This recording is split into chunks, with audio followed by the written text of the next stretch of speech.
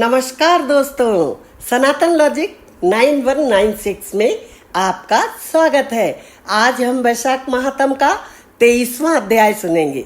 व्यास कहने लगा कि महात्मन, भगवान विष्णु कैसे हैं, उनको कैसे जाना जा सकता है और वैशाख धर्म क्या है जिससे भगवान विष्णु प्रसन्न होते हैं। व्यास के इस प्रकार पूछने पर मुनि कहने लगे कि सर्वशक्तिमान, निर्गुण, निश्चेष्ट, विश्व सच्चिदानंद स्वरूप और संपूर्ण चराचर अनंत के स्वामी हैं। अब मैं उनके लक्षण बताता हूँ जिससे उत्पत्ति, स्थिति, संहार, आवृत्ति, नियम, प्रकाश, बंध और मोक्ष होते हैं। पंडित लोग उसी ब्रह्म को विष्णु कहते हैं। ब्रह्मादिक देवता सब उन्हीं के आश्रित हैं। इतनी कथा सुनकर व्यास कहने लगा कि हे ऋषि, प्राण सर्वश्रेष्ठ क्यों माने गए हैं, यह बात मेरी समझ में आज तक नहीं आई।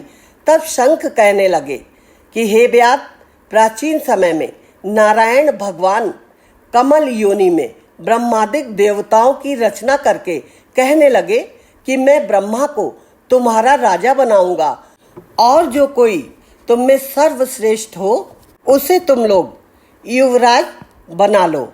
जब देवताओं ने यह बात सुनी तो आपस में युवराज बनने के लिए सब विवाद करने लगे और जब कुछ निर्णय ना हुआ तो फिर भगवान को जाकर कहने लगे, भगवान, हमको तो कोई भी सर्वश्रेष्ठ दिखाई नहीं देता, इसका तो आप ही निर्णय करिए।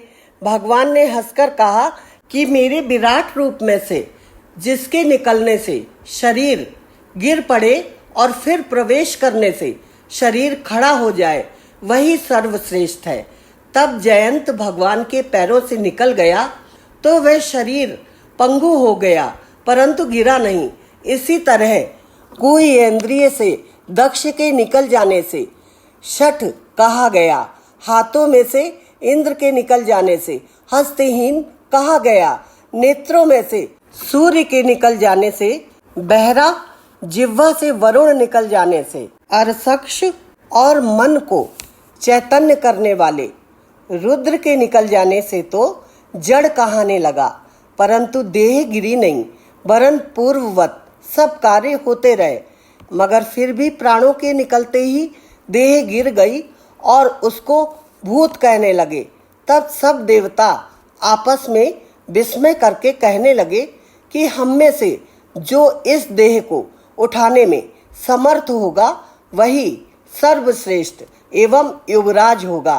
सबसे प्रथम जयंत ने पैरों में प्रवेश किया तो पंगुपन तो हट गया परंतु शरीर उठा नहीं।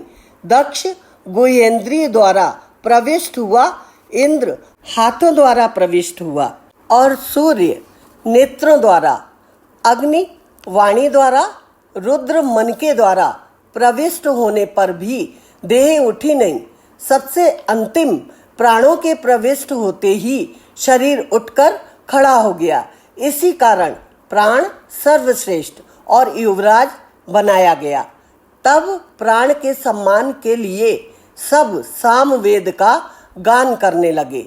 इसलिए स्थावर और जंगमात्मक के लिए यह सृष्टि प्राणात्मक है। प्राण ही जगतपति है, प्राण बिना जगत कुछ भी नहीं। वैशाख महात्म का 23वां अध्याय यही संपूर्ण हो गया है। चैनल पर अगर आप पहली बार आए हैं तो सब्सक्राइब कर लीजिए और बेल आइकन को दबाना ना भूलें। इससे हमारे हर नए वीडियो के नोटिफिकेशन सबसे पहले आपके पास पहुंचेंगे। हाँ दोस्तों, वीडियो अगर आपको पसंद आया है तो लाइक का बटन अवश्य दबाइए और कमेंट्स में जय श्री कृष्णा लिखिए। शीघ्र ही मिलेंगे वैशाख महात्म का 24वां अध्याय लेकर। राधे राधे।